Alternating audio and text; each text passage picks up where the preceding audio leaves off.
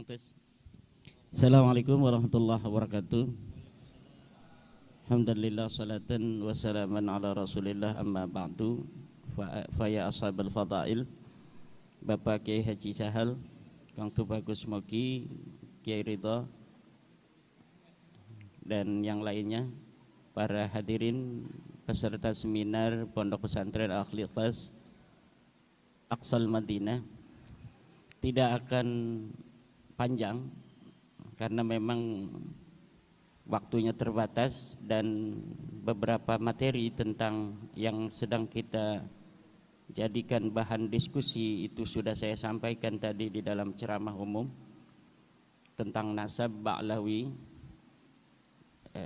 Secara garis besar bahwa para habaib yang mengaku keturunan baginda Nabi Muhammad SAW itu bukanlah keturunan baginda Nabi besar Muhammad SAW.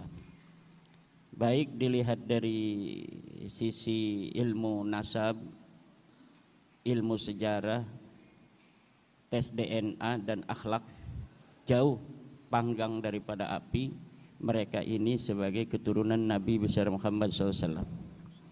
Dan kesimpulan itu diperkuat oleh bukan hanya dari berdasarkan tesis saya, tetapi berdasarkan juga dari kesimpulan ilmiah saintifik modern berupa tes DNA yang dilakukan oleh anggota Badan Riset dan Inovasi Nasional Bapak Dr. Sugeng Sugiharto dan Bapak Dr. Ari Kaim.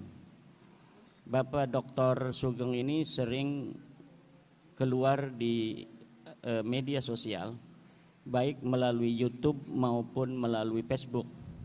Ada Dr. Ari Kaim yang jarang keluar, tetapi sebenarnya beliaulah yang paling keras menolak Ba'lawi sebagai keturunan Nabi besar Muhammad SAW. Beliau orangnya jarang mau keluar, tetapi selalu memberikan masukan kepada saya melalui Japri tentang penguatan apa yang disampaikan oleh Dr. Sugeng Sugiharto, bahwa para habaib ini bukanlah keturunan Nabi dari sisi DNA. Jadi Dr. Ari Kaim ini kebetulan sudah melakukan tes DNA karena beliau adalah keturunan daripada Ishak, Nabi Ishak bin Nabi Ibrahim, dan haplogrupnya Dr. Ari Kaim ini adalah J1. Beliau turunan Belanda, beliau orang turunan Belanda, ibunya orang Indonesia. Sejak zaman penjajahan dulu beliau ini anak Belanda. Kemudian hasil tes DNA pun beliau ini presisi bahwa memang beliau keturunan orang Eropa. Walaupun wajahnya ini sudah mirip dengan wajah-wajah Indonesia, tetapi karena keturunan daripada ayah dari Eropa, beliau ini masih J1 dari turunan Nabi Ishak. Jadi di Eropa itu masih ada turunan Nabi Ishak yang asli. Di Eropa itu ada turunan Yahudi Askenazi, yaitu Yahudi Khazar yang garis perempuan, anak-anak mereka dinikahkan dengan bangsawan-bangsawan di Inggris, bangsawan di Jerman. Kemudian haplogrup mereka ikut ke ayah mereka Eropa, tetapi dari ibunya itu turunan Khazar sama dengan Ba'lawi ini. Kalau Ba'lawi ini turunan garis laki dari orang-orang Khazar, haplogrupnya G. G itu adalah orang Khazar yang masuk ke dalam agama Yahudi, kemudian disebut dengan Yahudi Khazar. Haplogrupnya itu masih G semua. Ada juga di Mesir, orang Mesir yang berhaplogrup G itu cuma satu. Dari mumi-mumi yang ditemukan di Mesir itu semuanya R. Fir'aun itu garis lakinya R. Ada raja-raja di Mesir, muminya itu di tes DNA itu hasilnya R. Tapi ada satu makam yang lebih besar, makamnya lebih cantik, lebih indah, itu haplogrupnya beda. Ini aneh para peneliti, Kok haplus grupnya G ini? Ternyata bukan turunan Fir'aun, bukan daripada orang Mesir asli. Dia adalah orang Khazar yang punya anak perempuan, dinikahkan dengan Fir'aun. Kemudian anaknya itu, anaknya daripada anak perempuannya Yuya, namanya Yuya. Yuya punya anak perempuan, dinikahkan dengan Fir'aun. Kemudian dia bergelar the father of God, ayah dari Tuhan. Karena apa? Mantunya dia ini Tuhan, Fir'aun itu kan, ana rabbukumul a'la, dan dia mengaku sebagai the father of God. Nah, saya pernah nanya sama Dr. Sugeng, Pak Dokter, coba ini dari Baklawi ini hasil G ini kan sama tuh dengan Yuya, apakah ini jalur ponakan apa lurus? Diuji di komputer, ini kayaknya lurus Kiai katanya. Lah itu dari sisi DNA. Kalau dari sisi ilmu nasab itu berdasarkan kitab-kitab yang ada di abad ke-5, ke-6, ke-7 itu kan sudah ada kitab. Jadi kitab nasab di abad ke-5 Hijriah. Ketika Alwi itu katanya wafat tahun 400 Hijriah, itu sudah ada kitab nasab yang ditulis namanya Tahdhibul Ansab karya Al-Ubaidili. Kemudian Al-Majdi di abad ke-5 itu karangan Al-Umari. Kemudian ada Muntaqilatut Talibiyah karya daripada siapa itu, Muntaqilatut Talibiyah. Itu tidak ada nama Ubaid disebut sebagai anak daripada Ahmad bin Isa. Kemudian pada abad ke-6 ada kitab yang disebut dengan kitab Asy-Syajarah Al-Mubarakah. Sama juga tidak ada nama Ubaid disebutkan sebagai anak Ahmad bin Isa. Ahmad bin Isanya ada, disebutkan anak-anaknya, tapi tidak ada disebut Ubaid punya ayah nama Ahmad bin Isa dan ditulis sebagai turun Nabi, tidak ada. Di abad ke-7 ada kitab Al-Fakhri. Di abad ke-7 juga ada kitab Al-Asili. Ada abad ke-8 kitab As-Sabatul Musan. Abad 9 kitab Umdatut Talib. Itu tidak ada semuanya itu yang menyebut Ubaid itu adalah anak daripada Ahmad bin Isa. Lalu kapan mereka itu mengaku sebagai turun Nabi? Ya di abad 9. Ada seorang Baklawi namanya Ali bin Abu Bakar As-Sakran, dia menulis sebuah kitab namanya Al-Burqatul Musyiqah. Lalu dia menuliskan silsilahnya sampai ke Rasulullah melalui Ahmad bin Isa itu. Jadi tertolak di situ. Tertolak karena tidak berdasarkan kesamaan data antara yang diakui dan yang telah dicatat oleh para ulama di abad sebelumnya. Dari situlah kecurigaan itu kemudian membawa saya untuk meneliti lebih jauh setiap nama-nama itu yang diklaim oleh Baklawi sebagai imam. Ubaidillah itu jadi Imam Ubaidillah. Dia seorang mujtahid sama dengan Imam Syafi'i gitu. Saya cari di hari hidupnya Ubaidillah yaitu 383 Hijriah dia wafat. Ternyata di abad itu tidak ada satupun kitab fikih yang mencatat nama Ubaidillah sebagai imam. Kitab sejarah di Hadramaut, di Tarim yang menyebutkan nama seorang ulama namanya Ubaid tidak ada. Tidak ada sama sekali. Baik Ubaid maupun anaknya Alwi yang katanya seorang muhaddis, perawi hadis, tidak ada disebutin. Alwi punya anak namanya Muhammad, tidak ada, ini orang fiktif semua. Muhammad punya anak namanya Alwi, fiktif juga, nggak ada orangnya itu. Alwi punya anak namanya Ali Qoli Qasam, nggak ada orangnya itu. Sejarahnya ditulis itu pada abad 10-11 dengan begitu tinggi beserta keramat-keramatnya, tidak terverifikasi di dalam kitab-kitab di mana dia hidup. Berbeda dengan Syekh Abdul Qadir Al-Jailani. Syekh Abdul Qadir Al-Jailani ada di abad ke-6, itu kitab abad ke-6 mencatat orang yang hidupnya bareng bahwa di Baghdad ada seorang Ibnul Jauzi. Ibnul Jauzi itu satu masa dengan Syekh Abdul Qadir Jailani. Itu Ibnul Jauzi menulis kitab, dia mencatat nama Syekh Abdul Qadir Jailani, seorang ulama besar, pengarang kitab.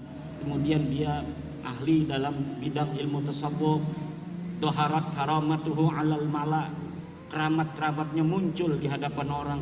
Itu dicatat. Itu bukti bahwa sosok ini ada.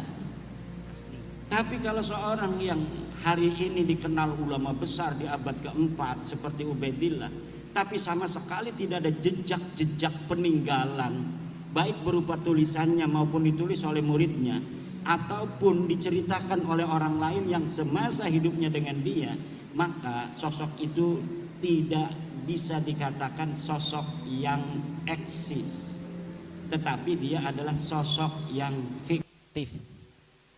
Seseorang yang namanya diciptakan, sejarahnya kemudian dibangun untuk diatribusikan sebagai leluhur mereka. Padahal pada masanya nggak ada orangnya dengan kesejarahan yang seperti disebutkan pada abad ke-11, ke-12, ke-13 Hijriah itu. Kebanyakan kitab-kitab Ba'alawi yang menerangkan tentang leluhur mereka itu dikarang sejak abad 9, tapi belum rapi sejarahnya oleh Ali As-Sakron di abad 9, 895 Hijriah. Kemudian diperbaharui, ditambahkan kisah-kisahnya oleh kitab Al-Ghurar karya Ali Khirid Ba'alawi pada 960 Hijriah. Kemudian ditambah lagi lebih sempurna sejarahnya itu, jadilah Faqih Muqaddam itu di dalam kitab Al-Masra'ur Rawi abad 11. Nanti di abad 12 ngarang lagi lebih hebat lagi keramat-keramatnya sampai Mi'raj segala macam itu. Itu semakin lama semakin dibikin-bikin sejarahnya yang glorifikasinya lebih tinggi dari sebelumnya. Nah, kenapa kita bisa mengatakan seyakin-yakinnya mereka palsu? Karena glorifikasi itu. Jadi karena mereka rajin menciptakan sejarah sendiri yang tidak sesuai dengan sejarah masa lalu, akhirnya kita mudah memverifikasinya. Karena orang yang membuat sejarah di hari ini misalnya, saya mengaku berguru kepada Kiai Sahal, sementara orang-orang yang ada di Kiai Sahal kan tidak sendirian, ada murid-muridnya Kiai Sahal. Nanti muridnya ditanya, apa betul ada seorang nama Imaduddin muridnya Kiai Sahal? Tidak ada. Karena apa? Seseorang tidak akan berdiri sendirian.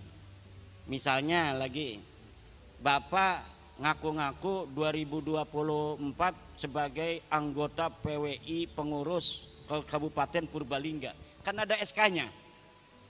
Dia bikin tuh SK-nya, dihapus nama satu orang, dimasukin nama dia. Akhirnya pas diverifikasi di pengadilan, mana kamu ngaku-ngaku anggota pengurus PWI ke Kabupaten Purbalingga? Ini, bener ada kopnya, ada tanda tangannya, Kiai Haji Dr. Abbas Bili Yahsi MA, ya kan? Pas coba yang lain diambil juga 3. Sama, tanda tangannya sama, kopnya sama, tanggalnya sama, tapi ini mah namanya Jainuddin, pas ini mah Ba'lawi namanya. Karena yang merubah si Ba'lawi sendiri. Coba yang lain lagi, yang SK-nya yang sama, ternyata memang ini beda sendirian. Ditetapkanlah yang beda sendirian ini nama Ba'lawi ini palsu. Karena apa? Sejarah tidak pernah lahir sendirian. Dia akan terkait dengan orang-orang lain, dan cara itulah yang saya dapatkan untuk mengetahui kebohongan-kebohongan sejarah Ba'lawi dengan memuqabalah antara satu kitab dengan kitab yang lainnya, satu manuskrip dengan manuskrip lainnya, kesejarahan yang mereka ciptakan kemudian dapat terverifikasi kedustaannya karena ada kesaksian kitab-kitab yang lain yang tidak menyebutkan nama yang disebutkan oleh Ba'lawi ini. Contoh, sebentar lagi, Muhammad Sohib Mirbat, katanya dia ulama besar yang ada di Mirbat. Dia guru dari Imam Al-Qal'i. Saya cari Imam Qal'i ini siapa? Ulama besar. Disebutkan di dalam tulisan orang lain, Imam Qal'i ini adalah ulama paling besar di Mirbat. Siapa gurunya? Tidak ada gurunya disebut Muhammad Sohib Mirbat. Dan dia menyebutkan nama-nama gurunya, disebutkan nama-nama muridnya. Tidak ada orang yang namanya Muhammad Sohib Mirbat disebut, baik sebagai guru, sebagai murid, atau sebagai sahabat. Saya cari seluruh kitabnya itu yang ada di abad ke-6, ke-7, nggak ada yang menyebutkan seorang di Mirbat ada yang namanya Muhammad bin Ali Sohib Mirbat. Jadi besarnya nama Muhammad Sohib Mirbat di abad 11-12 itu yang ditulis dalam kitab Ba'lawi tidak terverifikasi di masanya. Karena kitab yang ditulis di masa itu sudah banyak. Dan sama sekali di Difar tidak ada ulama yang bernama Muhammad bin Ali Sohib Mirbat. Bahkan nama Sohib Mirbat terverifikasi nama orang lain. Jadi ada sebuah kitab menyebutkan sahib mirbat itu untuk seseorang namanya Muhammad Al-Akhal Al-Manjawi sahibu mirbat. Jadi Ahmad bin Muhammad Al-Akhal sahib mirbat itu nama raja di mirbat. Diambil nama sahib mirbatnya itu menjadi apa namanya gelarnya dia. Muhammad bin Ali-nya diciptakan. Muhammad bin Ali-nya diciptakan dan terverifikasi nama ini fiktif. Begitu pula keramatnya Paki Muqaddam. Muqaddam bisa mi'raj segala macam, tidak ada. Tidak ada orang di masa Paki Muqaddam yang menulis Paki Muqaddam sebagai ulama, tidak ada. Jangankan keramatnya besar, sebagai ulama saja tidak ada. Demikian untuk yang selanjutnya itu kita bisa diskusi. Mudah-mudahan ada manfaatnya pertemuan kita kali ini. Wallahu wal muwaffiq ila aqwamit thoriqin. Wassalamualaikum warahmatullahi wabarakatuh. Waalaikumsalam warahmatullahi wabarakatuh. Beri tepuk tangan buat beliau.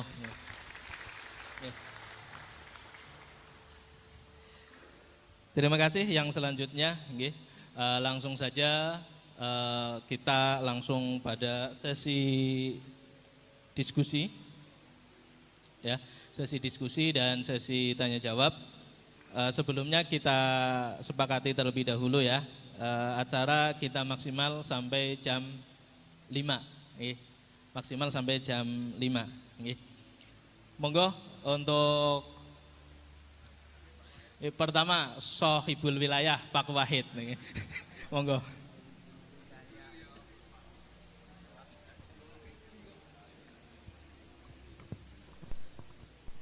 Assalamualaikum warahmatullahi wabarakatuh. Hadratal muhtaramin wal mukarramin ingkang kawula mulyakaken,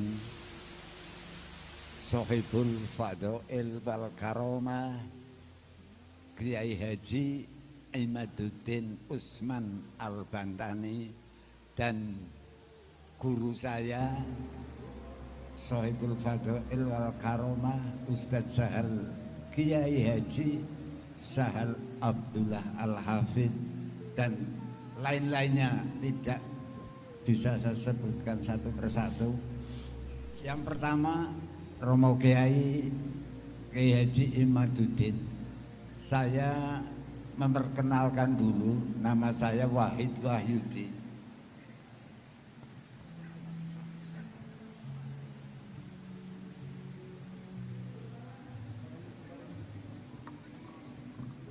Nama saya Wahid Wahyudi yang tadi disebutkan oleh moderator Sohibul Wilayah.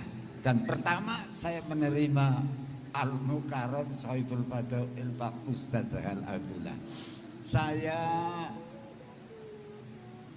mengucapkan banyak-banyak terima kasih atas pencerahannya yang ditunggu-tunggu oleh warga NU, karena saya lahir juga sudah NU. Di perut ibunya saya juga NU. Tapi alhamdulillah saya tunggu-tunggu. Guru-guru saya juga merasa ketakutan. Kalau ada Habib bagaimanapun tetap dihormati karena mengaku zuriatur Rasul. Lah, kok dari dulu kok gak ada Pak Imaduddin, Pak Kiai, kok dari dulu tidak ada. Tapi mboten napa-napa, terlambat, lebih baik terlambat daripada kecepatan masuk rumah sakit. Itu filosofinya naik kendaraan. Saya teringat barangkali salah, apa betul, saya sih dari dulu kurang senang sama Habib. Guru saya itu mengajarkan begini, Mbok, nanti salah ya tolong nanti direvisi. Jadi yang punya unek-unek sama ya nggak usah bertanya, mau kok pengen, ya? Itu kata guru saya, Hid, laisal ansub bin nasab, walakinnal ansub bil ilmi wal amal. Sehingga itu saya senang sekali, karena dengan ilmu kita tahu, apalagi tadi diberikan pencerahan oleh Al-Mukarram sangat luar biasa. Kok yang bangkit, kok yang di pinggir kali Lawing dulu, bukan di pusat. Padahal kita menunggu sudah babak belur. Pak Kiai sudah babak belur, Kiai seluruh Indonesia. Tapi kok PBNU-nya kok diem-diem saja, kayak umpetan gitu loh ya. PBNU-nya itu untuk bumper saya, karena saya orang awam. Ya apalagi PCNU Kabupaten Purbalingga ya orang punya daya kekuatan karena yang di pusat saja diam. Nah, untuk itu sekali lagi saya doakan Al-Mukarram Bapak Kiai Haji Imaduddin mudah-mudahan setelah memberikan pencerahan diberikan keselamatan dan terus silahkan bawa ke seluruh Nusantara. Mudah-mudahan kita yang mendengarkan tausiahnya tadi mudah-mudahan mendapatkan pengertian yang bermanfaat. Sekali lagi saya ucapkan terima kasih dan alhamdulillah lewat Al-Mukarram hadir di Pondok Pesantren Aqsal Madinah jadi ngerti PPI. Saya kemarin nggak ngerti. Alhamdulillah saya jadi ngerti. Demikian yang saya sampaikan, kurang lebihnya mohon maaf yang sebelumnya. Assalamualaikum warahmatullahi wabarakatuh. Waalaikumsalam warahmatullahi wabarakatuh. Oke, terima kasih pada Pak Kiai Wahid. Ini semacam testimoni. Oke. Saya kira hampir sama. Monggo yang selanjutnya. Ya, monggo dari Purbalingga. Sebelumnya saya kasih waktu pertanyaannya maksimal 2 menit. Okay. Curhat pun maksimal 2 menit. Kalau tadi saya nggak berani nyegah ini. Assalamualaikum warahmatullahi wabarakatuh. Waalaikumsalam. Kula Hadi Iswanto saking Purbalingga. Niki sami jadi saya tidak bertanya tetapi testimoni.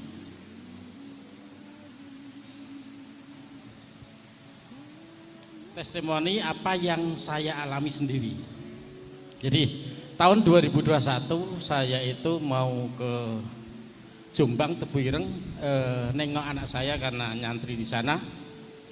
Sampai di Semarang saya dicegah sama teman saya di Semarang namanya Agung, tapi saya biasa manggil Tisen, itu teman kuliah saya. Terus ternyata si Agung tadi yang dulu teman kuliah saya sekarang jadi juru kunci makam. Namanya Raden Tumenggung siapa terkenal makam Mbah Dipok di Semarang di Kampung Petempen. Monggo saged dipun pirsani teng Facebook teng YouTube wonten. Terus saya karena tahun 2021 belum rame, saya ziarah di makam itu. Habis itu saya ke Jombang, 3 bulan setelah itu teman saya tiba-tiba jatuh sakit dan akhirnya 2 minggu kemudian meninggal teman saya itu. Tetapi beberapa hal yang dapat saya sampaikan di sini, waktu saya ketemu dengan teman saya itu hampir tiap tahun teman saya itu setor hasil infak makam itu ke Abah Lutfi bin Yahya Pekalongan. Itu hampir tiap tahun dan itu kata teman saya itu minimal 5 karung hasil infak itu. Lah dilalah karena teman saya sudah meninggal tahun 2021, itu bulan April, berarti 3 bulan berikutnya sekitar April, Mei, Juni, Juli lah beliau meninggal. Terus tahun 2023 kemarin makam Mbah Depok itu ternyata dibongkar. Jadi saya jadi kaget juga waktu itu saya ke Semarang ketemu dengan istrinya si teman saya Agung itu. Ternyata karena Agung itu punya syahadah asli dari Habib Lutfi dan makamnya itu ternyata kosong nyun sewu. Jadi itu testimoni pertama. Jadi itu menjadi keyakinan saya dalam mensikapi satu, yang kedua mengambil keputusan saya sama keluarga saya bahwa hakul yakin bahwa Habib itu bukan dzurriyyatur Rasul. Itu pertama. Yang kedua, pada bulan Juli kemarin, Nyun Sewu Kang Sair, ini sedikit lagi. Pada bulan Juli kemarin, 1 bulan yang lalu, saya diamanati dari orang tua saya disuruh menjual mobil Panther tahun 97. Lah, ada teman Muhyiddin Purbalingga berdomisili di mana? Di Bojongsari, nelpon saya, Kang, Nyun Sewu, saya mau lihat mobilnya.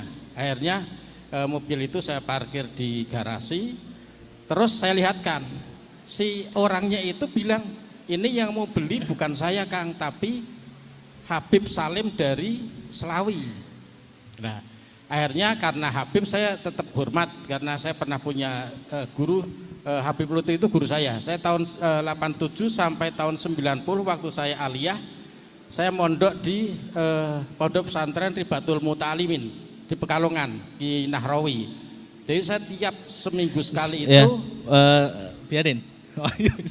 Saya tiap hari Minggu itu saya selalu ikut rutinan tempatnya Habib Lutfi, Simtud Duror sama Rotib Al-Haddad. Jadi 2 hal itu yang saya ikuti selama 3 tahun saya ikut Habib Lutfi. Melanjut yang tadi, yang bulan Juli tadi, akhirnya Habib Salim dari Selawi itu mau beli mobil saya. Itu pas hari Jumat.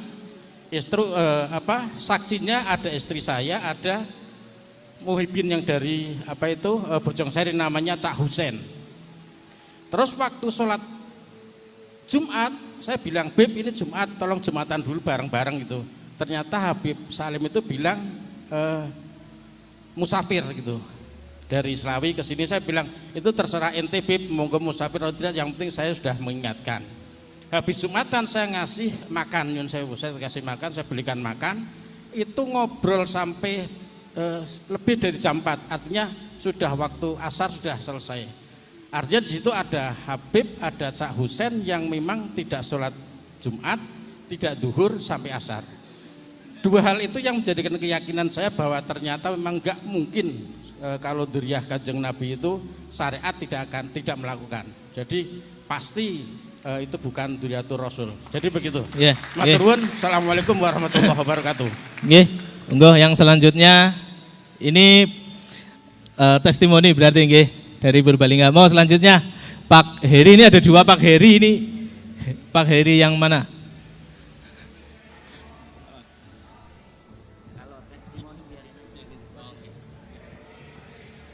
Monggo, nggih. Pengsot Pak Heri sepuh kali Pak Heri nem.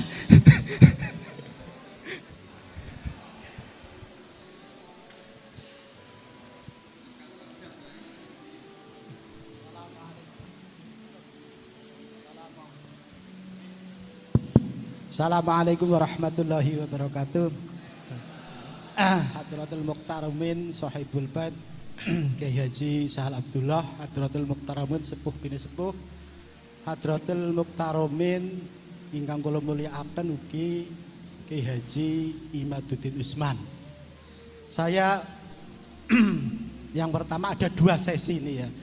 Yang pertama memberikan apresiasi dan penghargaan terhadap Kiai Haji Imaduddin Usman, karena saya sebetulnya sudah lama mempelajari secara ketertarikan tesis. Pada tahun 2018 saya itu kaget ini, pada saat itu ada sebuah kiai dari Banten yang nulis tesis tentang pembatalan nasab Ba'alawi. Terus saya tanya, saya buka literasi dan saya cari kurikulum vitae. Ini kiai kok berani, jadi saya mengasih rivet kepada Kiai Haji Kiai Imad. Yang jelas pada saat itu saya membuka tesis dan sedikit membuka tentang prokes-prokes perdebatan antara Kiai Imad dengan Gus Rumel. Pada saat itu mendebatkan kitab-kitab di abad ke-4, ke-5, ke-6, ke-7, ke-8. Dan terakhir membahas kitab yang dikarang oleh Ali Sakron yang mencantolkan nasab Ubaid bin Ahmad yang termasuk Ba'alawi. Jadi yang pertama saya mengasih apresiasi keberanian Ki Imad tentang tesisnya. Dan yang kedua, permasalahannya adalah karena yang menghormati dan yang mentakdimi itu Habib Ba'alawi itu orang NU sendiri. Permasalahannya adalah bagaimana bisa bersinergi antara tesis yang dibikin oleh Ki Imad dengan kepengurusan PBNU. Saya mendengar dan menyaksikan pidato Rois Am PBNU Kiai Haji Miftahul Akhyar yang sangat kontradiktif dengan Ki Imad gitu loh. Di situ apakah warga NU ini menjadi ada keterpikiran. Kalau saya ya secara ilmiah, secara tesis ya ilmiah kita bisa dimusyawarahkan antara Ba'alawi dengan tesisnya Ki Imad. Kalau di situ RA berani untuk memusyawarahkan bertemu dengan Ki Imad biar PBNU untuk memfasilitasi. Jadi nanti ada titik temu. Jadi terima kasih sudah saya catat intinya pertanyaan. Ya matur nuwun, kula akhiri billahi taufiq wal hidayah. Assalamualaikum warahmatullahi wabarakatuh. Waalaikumsalam warahmatullahi wabarakatuh. Monggo sekali lagi. Monggo yang depan nanti Pak Heri. Yang depan dulu. Assalamualaikum warahmatullahi wabarakatuh. Yang saya hormati Kiai Imad, yang saya hormati Sohibul Mahad Kiai Sahal. Sebenarnya kita semua mempunyai perasaan yang sama. Bahkan hampir seluruh Indonesia kita mempunyai perasaan yang sama, yaitu mempunyai tanda tanya terhadap para habaib, para habib. Nah, untung ada seseorang yang berani menarik pelatuk, sehingga pelatuk yang lama sudah siap, ini tidak ada yang berani memicu. Alhamdulillah Kiai Imad lah orang yang berani mengambil senapan kemudian menarik picu itu, menarik pelatuk itu sehingga meledak. Lah dari ledakan inilah bermacam-macam kontroversi itu terjadi. Sehingga nyuwun sewu kepada Kiai Imad, walaupun secara formal, secara organisasi NU masih menafikan panjenengan, masih tidak mempercayai tesis panjenengan, tapi insya Allah banyak warga negara Indonesia yang sepakat, yang mendukung gerakan panjenengan. Oleh karena itu PR untuk panjenengan, yaitu panjenengan mohon untuk mencari jalan searif mungkin, sebaik-baiknya untuk mendekati para kiai sepuh yang masih hormat, yang masih ta'zim, yang masih ya nyuwun sewunya di bawahnya para habaib. Lah kiai-kiai itulah monggo panjenengan dekati. Gerakan Imaduddin ini mempunyai PR untuk mendekati bagaimana caranya agar para kiai sepuh yang menolak panjenengan itu bisa luluh. Sekian, assalamualaikum warahmatullahi wabarakatuh. Ya, terima kasih. Yang satu lagi, monggo. Assalamualaikum warahmatullahi wabarakatuh. Abdurrahman Sen dari Balai Raksa. Terima kasih kepada Kiai Haji Sahal Abdullah. Terima kasih kepada Kiai Haji Imaduddin Al-Bantani. Hari ini saya lega sekali. Setelah puluhan tahun saya menunggu bahwa Habib Rizik bersama Abdurrahman Wahid berbeda. Dan hari ini saya lega, saya pendukung Abdurrahman Wahid ternyata Habib Rizik hilang. Yang kedua yang duduk di sini, ya Imad, Muhibbin Habib Lutfi semua. Belum tentu. Nanti dulu, jangan dulu jawab. Sampai bukti di Masjid Balai Raksa ingin kedatangan Habib Lutfi, tidak sampai batunya dibawa ke Palongan, ditandatangani, tanda tangannya masih ada di Masjid Balai Raksa. Itu pertanda bahwa di sini masih Muhibbin Habib Lutfi bin Yahya. Kalau hari ini saya nggak tahu. Kemarin.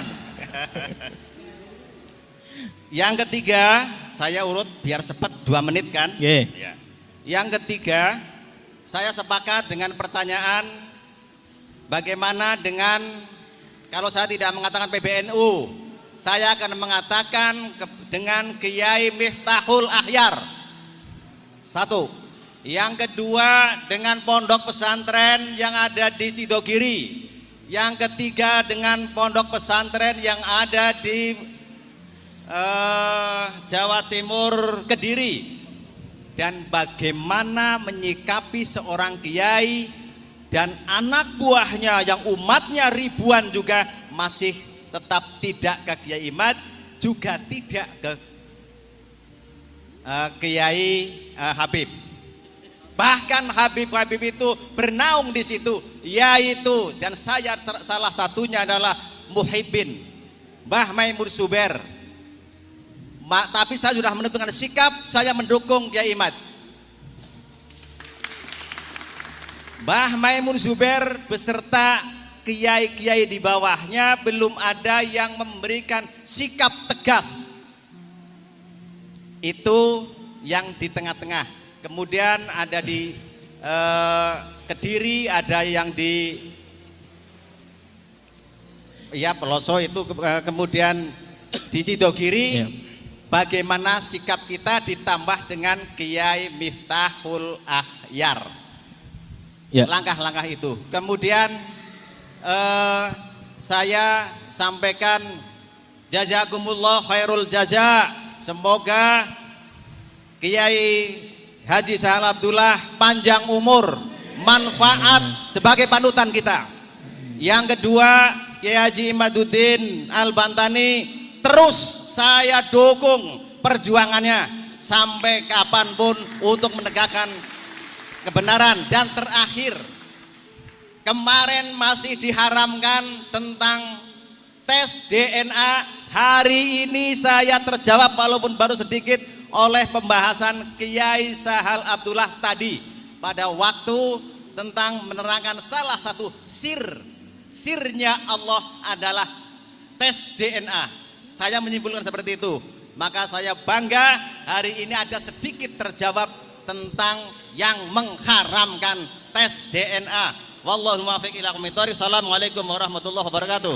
Waalaikumsalam warahmatullahi wabarakatuh. Terima kasih. Ini sesi pertama ya. Saya tangkap dari beberapa yang telah disampaikan oleh para kiai, para bapak semua tadi. Itu ada yang curhat, ada yang testimoni, dan ada yang bertanya. Nah, saya catat yang bertanya saja. Yang pertama ini kepada Kiai Imaduddin, bagaimana supaya bisa bersinergi antara tesis Kiai Imad dengan PBNU. Ini yang pertama. Kemudian yang kedua, ini kayak semacam minta tolong ya, atau perintah ya Pak Heri. Ini perintah, nanti harus nyangoni ya Pak Heri. Ini monggo dekati Kiai Sepuh yang masih di bawah habaib ya, atau belum punya kekuatan. Kemudian yang ketiga ini, bagaimana menyikapi kiai besar atau kiai yang umatnya banyak atau pesantrennya besar tetapi belum berkomentar secara keilmuan, dalam arti masih di bawahnya para habaib. Nah, ini sesi pertama. Kemudian sesi kedua nanti selain ini yang ada hubungannya dengan urusan kemerdekaan adalah hak segala bangsa. Jadi ada kaitannya dengan kebangsaan atau keindonesiaan. Monggo pada Kiai Imad 3 hal ini untuk dijawab. Terima kasih. Pertama, terima kasih saya ucapkan kepada Sohibul Wilayah Kiai Wahid, dan atas doa-doanya. Ini adalah merupakan sebuah alamatun min alamatil khair bagi saya, bahwa memang apa yang saya lakukan itu dinilai oleh tokoh masyarakat ada manfaat yang bisa diambil oleh banyak orang. Buktinya adalah dari pernyataan Kiai Wahid tadi. Untuk pertanyaan bagaimana upaya saya untuk agar pembahasan penelitian tesis saya itu bersinergi dengan PBNU. Ya, saya kira secara kelembagaan PBNU pada hari ini tidak ada kata menolak tesis saya, walaupun memang belum ada kata menerima tesis saya. Tidak ada. Ada beberapa tokoh di PBNU hari ini yang mengatakan terlihat nampak berseberangan itu kan cuma satu orang. Yang jelas-jelas itu beliau menolak. Itu pun beliau menolak bukan pada isi daripada tesis saya. Yang beliau tolak itu adalah karena menurut beliau saya kelihatannya maksa orang untuk mengikuti saya bahwa Ba'lawi ini bukan turunan Nabi. Gus Fahrur itu mengatakan bahwa dia bukan menolak isinya, tapi menolak saya kelihatannya memaksa orang untuk percaya bahwa Ba'lawi itu bukan turunan Nabi. Yang dia inginkan katanya kalau sudah buat tesis membatalkan, ya udah, orang mau percaya mau tidak itu biasa perbedaan pendapat. Nah, itu di situ. Padahal memang saya ketika mengatakan bahwa Ba'lawi ini bukan keturunan Nabi, tidak ada memaksa orang. Misalnya Kiai Wahid, kalau nggak percaya awas, nggak ada itu. Adapun ketika terjadi sebuah dinamika dalam forum diskusi, yaitu adalah penguatan dan pendalaman dari materi yang sedang dibahas.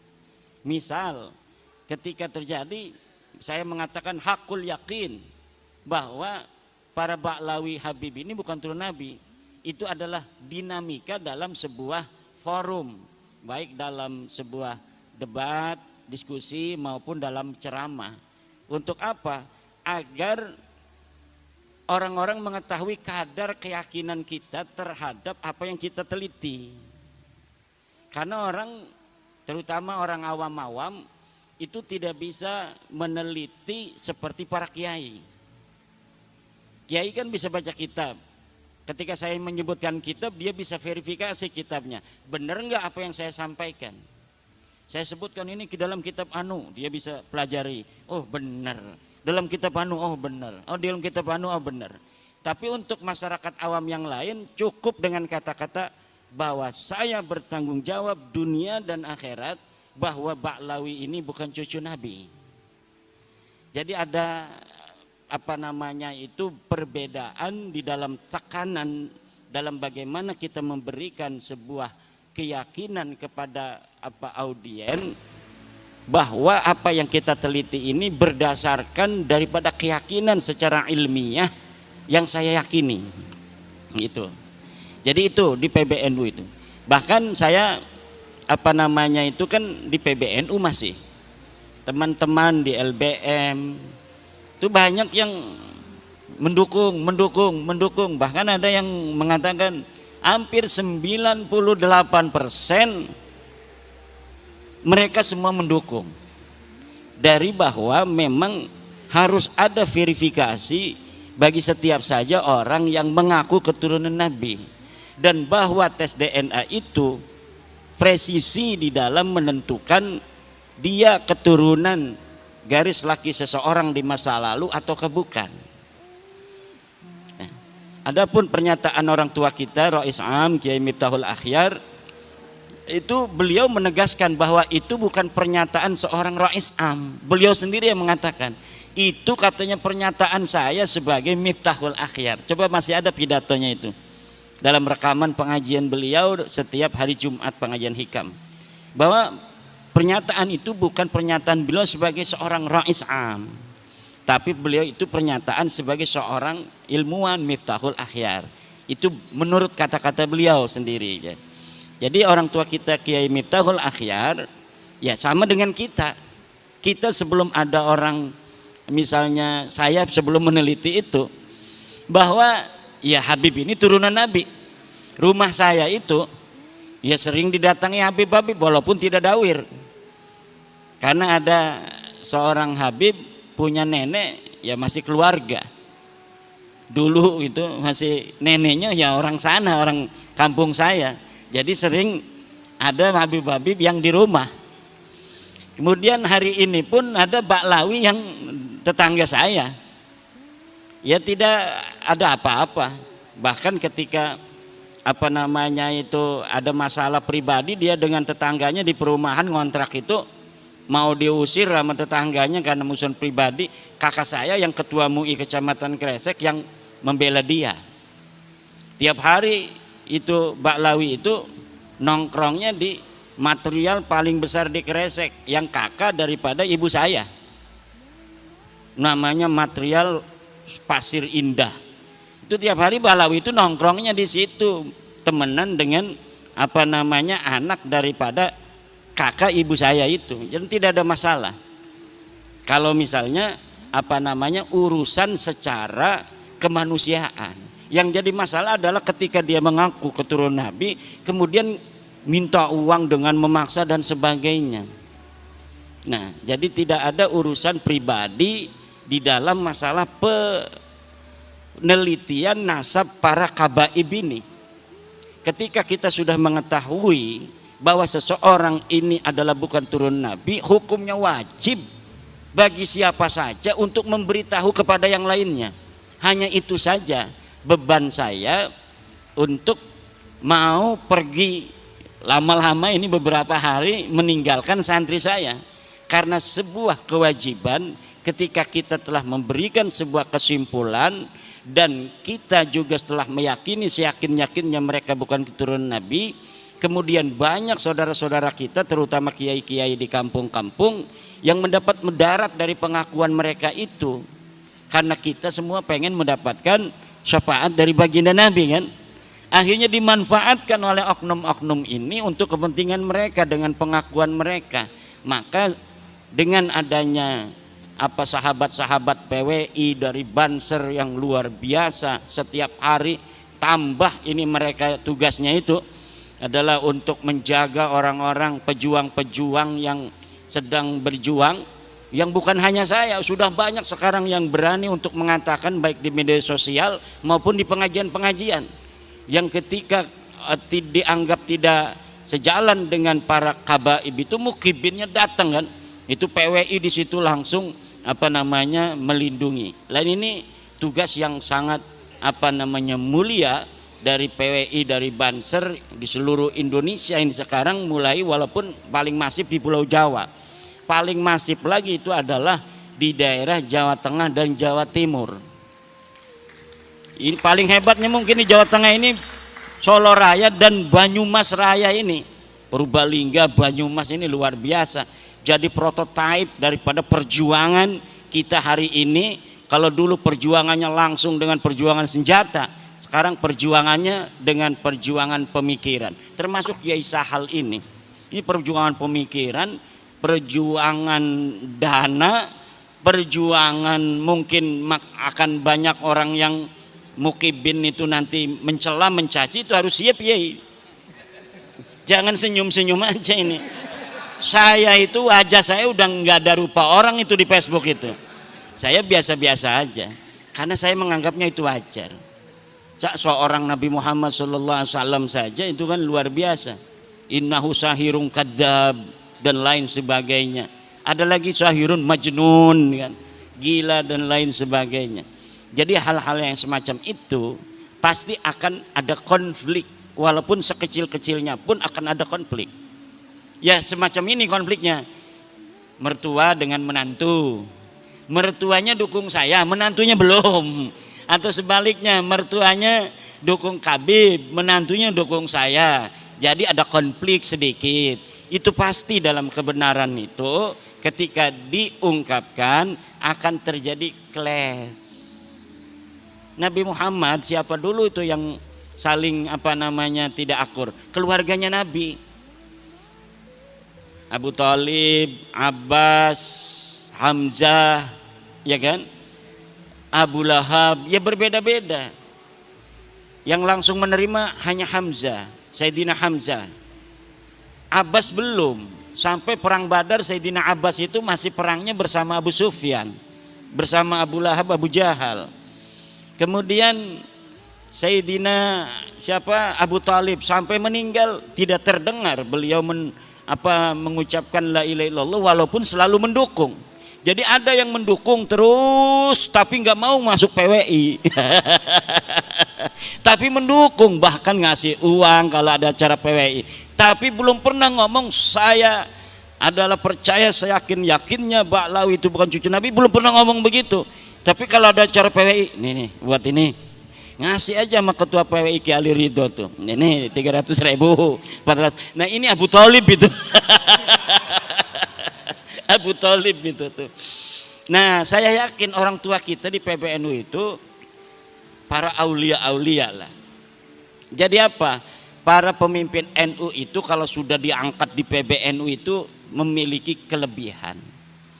Dan apa yang telah dilakukan oleh orang-orang tua kita itu mungkin itu yang terbaik pada saat ini. Itu yang terbaik untuk kita semua.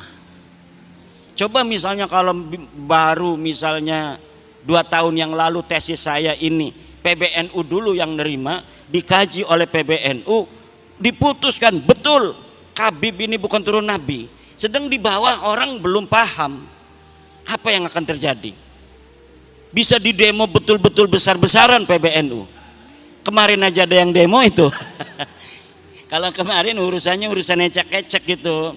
Urusan sedulur itu, biasa NU itu sedulur itu nanti beres lagi itu orang-orang sedulur semua. Urusan sedulur PBNU dengan warga NU, NU dengan NU tidak akan mengeluarkan mereka dari NU bagaimanapun konfliknya.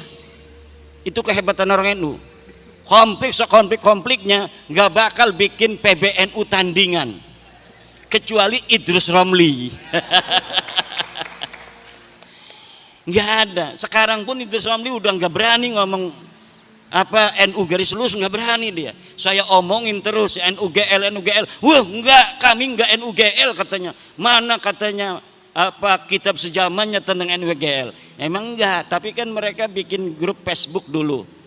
Grup Facebook NUGL, bikin sebuah web NUGL. Tapi hari ini mereka enggak mau. Pak Lutfi Basori enggak mau disebut NUGL sekarang. Itu hebatnya NU. NU ini adalah jam'iyatun mubarakatun. Jam'iyatun mubarakatun. Organisasi yang penuh keberkahan. Insya Allah pada saatnya semua warga NU akan sepaham dengan kita semua bahwa Habib ini bukan keturunan baginda Nabi besar Muhammad sallallahu alaihi wasallam. Apalagi tuh pertanyaannya?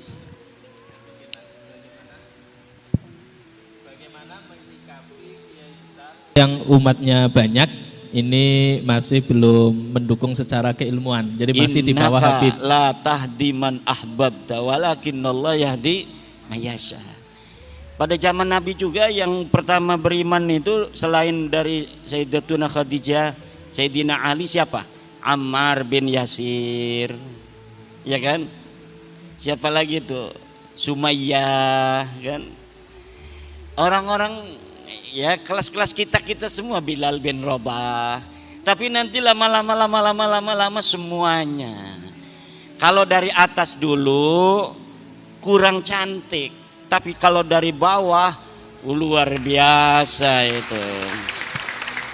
Ya. Nggih.